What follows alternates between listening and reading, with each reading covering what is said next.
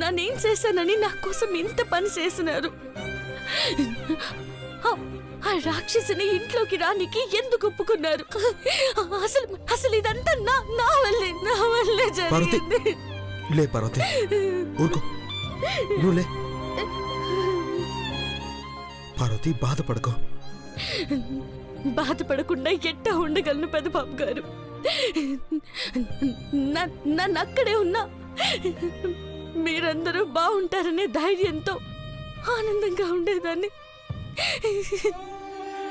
కానీ ఇప్పుడు నన్ను ఇక్కడే ఉన్నా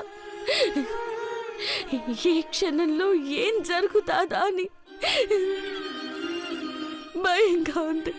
పార్వతి, ఎప్పుడో ఏదో జరుగుతుందని ఇప్పుడే భయపడ్డావు పెరిగితనం అవుతుంది. నా పార్వతి పెరిగితనంతో వెనకడుగు వేయదనే నమ్మకం నాకుంది. నన్నెంత పెద్ద తప్పు చేసినా అమ్మగారు ఒక్క మాట కూడా అనలేదు. అంతేకాక నన్నే వెనకేసుకొచ్చారు. ఈ కుటుంబానికి నా వల్ల ఇన్ని కట్టాలు. ఆ భగవంతుడు ఈ కుటుంబానికి నన్నెందుకు దూరం చేయలేదా అని బాధగా ఉన్నది. పార్వతి, ఇప్పటికైనా నీకు అర్థమైందా ఈ కుటుంబానికి నీ మీద ఎంత ప్రేమ ఉందో? ప్రేమించేవాళ్ళు గుండెలకు దగ్గరగా ఉండాలని కోరుకుంటారే తప్ప గుమ్మానికి అవతల కాదు. నోరారా అమ్మాని పిలిచావు కదా, అందుకే నిన్ను కూడా కూతురుగా చూసింది మీ అత్త.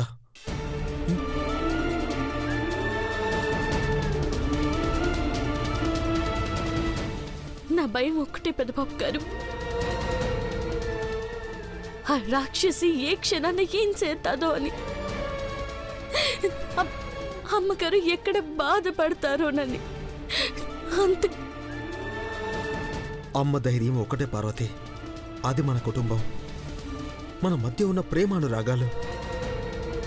ఆ ధైర్యంతోనే ఆ రాక్షసి నీలాంబరి అగ్రిమెంట్ మీద సైన్ పెట్టమనగానే అందరికంటే ముందుగా అమ్మే సైన్ చేసింది. ఆ నమ్మకం మనమందరం నిలబెట్టాలి.